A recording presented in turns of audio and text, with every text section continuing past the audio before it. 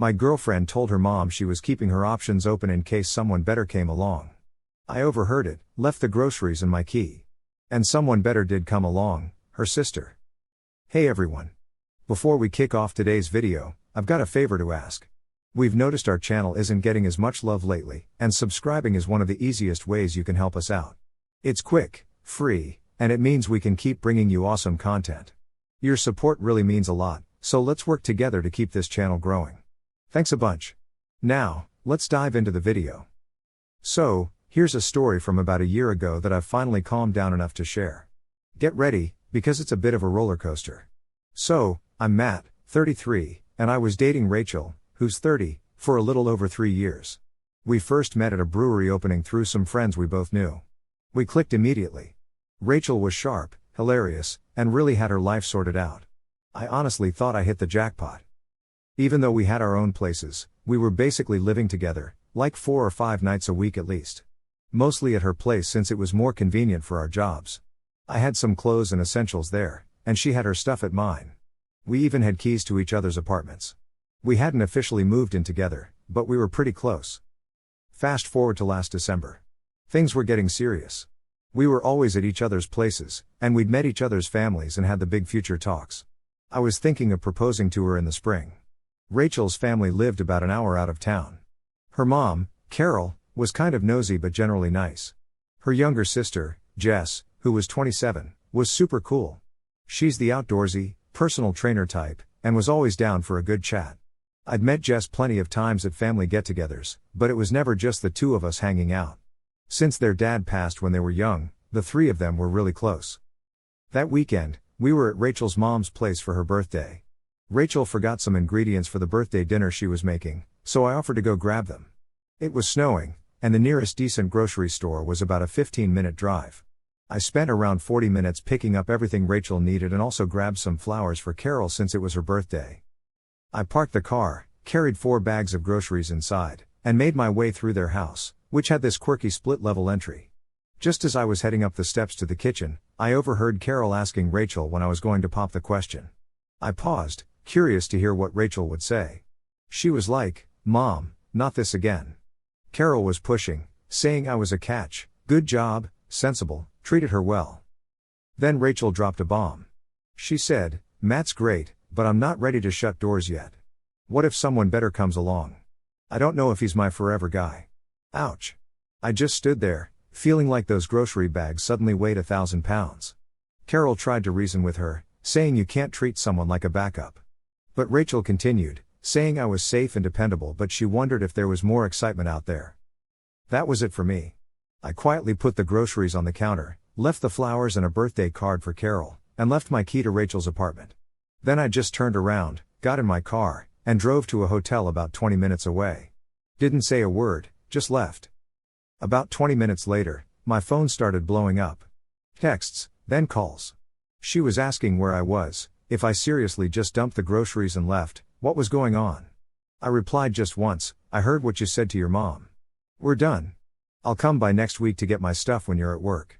Then I muted her and just tried to process everything with some room service and a whiskey. 3 years invested in someone who saw me as just a safe option. No, thanks.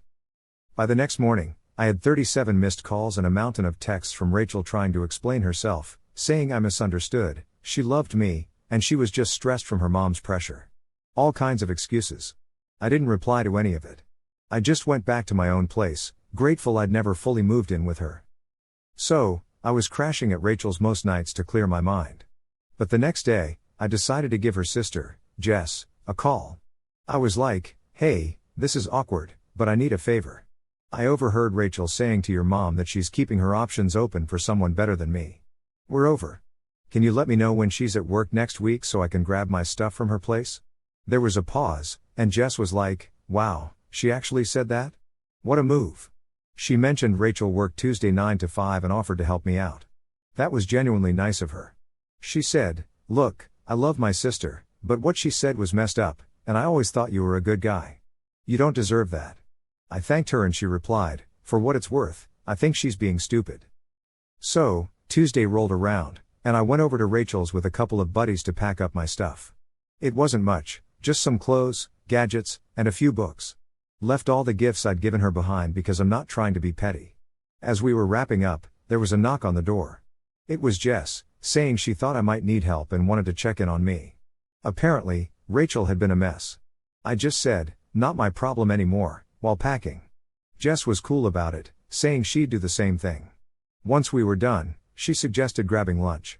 I almost said no, but then figured, why not?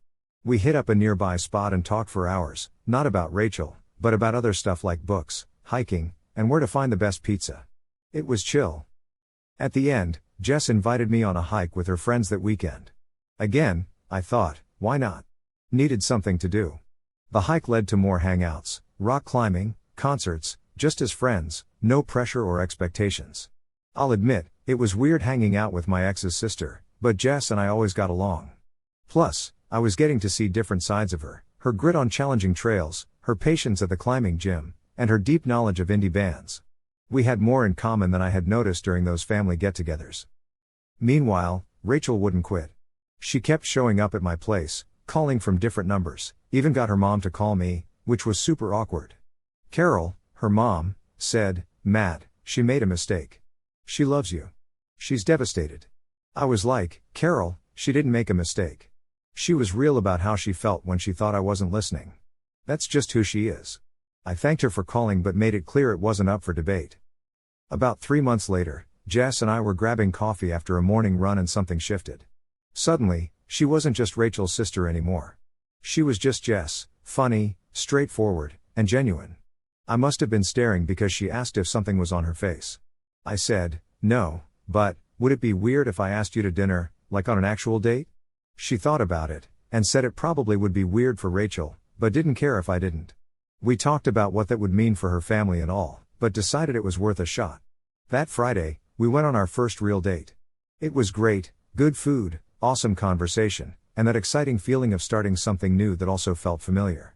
As I walked her to her car, she said, "You know this is gonna cause drama, right?"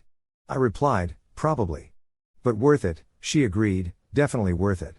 We decided to just go about our lives, not hiding but not flaunting it either. If Rachel found out, she found out. It took about 3 weeks. I was cooking dinner when Rachel called. I'd unblocked her after things had calmed down a bit, and against my better judgment, I picked up. "So, you're dating my sister now?" Rachel almost blew my eardrum out with how loud she was yelling into the phone. I had to pull it away from my ear. "Hey there, Rachel. And yes, it's been over 3 months, and Jess and I are seeing each other. You've got to be kidding me. It's not some revenge scheme to get back at you. Jess and I actually enjoy spending time together. Believe what you want, but I'm not doing this to hurt you. I'm done explaining myself to you. Anyway, you should have thought about all this when you decided I wasn't the one for you." Rachel then got really upset, crying about how she realized too late that she wanted to marry me, but I wasn't feeling it anymore. Maybe I felt a little nostalgic for what I thought we had, but it faded quickly. "Rachel, I'm hanging up now. Stop calling me, okay?" After I ended the call, I chatted with Jess about what happened. She wasn't surprised at all. Rachel called me too, flipping out and accusing me of betrayal. Jess said, "Are you all right?" I asked. "Yeah, although Mom's pretty upset about the whole thing," she replied, sighing. The following few months were tough for Jess. Her relationship with Rachel hit a pause, and their mom, Carol, was stuck trying to keep peace between her daughters. Family gatherings were out, and Jess spent Christmas with my family instead.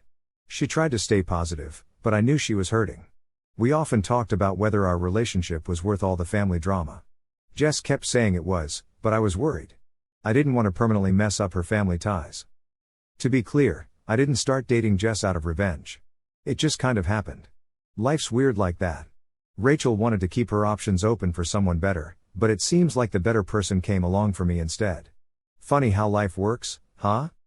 Update time. It's been 6 months since the last post blew up.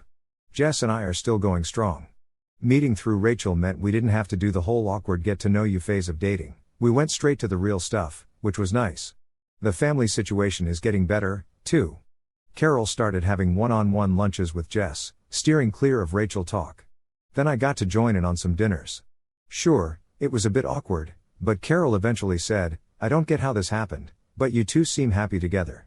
Rachel's finally stopped reaching out to us, and she even moved to Seattle for a new job. Probably for the best. Gives everyone some space. Carol's really come around. At a family dinner, she told me something that stuck with me: things don't always go as planned, but they end up how they should. She's a wise lady when she's not hassling her daughters about marriage. Some people still ask if I'm dating Jess just to get back at Rachel, usually those who don't know the full story. The answer's always been no.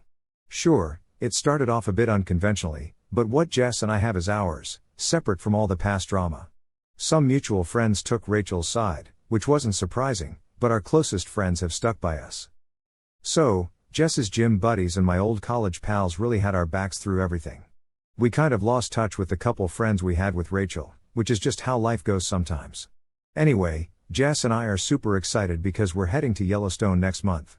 It'll be her first time, but I'm an old pro since I've been there twice already. She's mapped out all the hikes she wants to do, and her love for life is just infectious. Oh, and get this, I ran into Rachel's old roommate at a coffee shop last week. She mentioned that Rachel saw a photo of us on social media and commented on how happy we look. It's like, wow, that's as close to closure as we're gonna get. So yeah, that's pretty much where we're at now. It wasn't the usual way to find your person, but I'm thankful for how it all panned out. Sometimes you need to wade through a not so great relationship to find the perfect one, and who knew it was closer than I thought. Fast forward to 1 year later for a little story wrap-up. Jess and I just moved in together last month. Big move, right? Especially considering how we started, but it just felt right. We snagged a place that's halfway between our jobs and has a spare room for a home gym, her idea, and office space, my idea. Oh, and plot twist, Rachel's engaged now. Met some tech dude in Seattle, and they got engaged after only 6 months. Our friend Carol showed us the announcement when we were at her place for dinner. Rachel looked genuinely happy, and I'm honestly glad for her. No bad vibes anymore, just a realization that we weren't meant to be. Family stuff has chilled out too. Holiday meals were awkward for a bit, but now they're just normal. Carol even cracks jokes about how she finally got me as a son-in-law, just with a different daughter. Too soon, Carol, too soon. Jess and I aren't rushing things. We're just enjoying life together, one day at a time. You know when it feels right, but also when to take it easy. Thinking back to that moment on the stairs with the groceries, it's wild how fast things changed. 1 minute I was planning a future with someone who saw me as just a placeholder, and the next I was walking away. It was both the toughest and easiest decision I've ever made. Do I have regrets? Not a single one. If I hadn't overheard that conversation, I might have asked Rachel to marry me. I could have spent my life with someone always searching for something better. Instead, I found someone who looks at me and thinks, yep, this is it. That grocery trip sure cost me a relationship, but it saved me from a marriage built on lies. And somehow, after all the craziness and hurt feelings, it led me to where I was meant to be. Sometimes, the best way to move on isn't by getting even. It's by living your best life.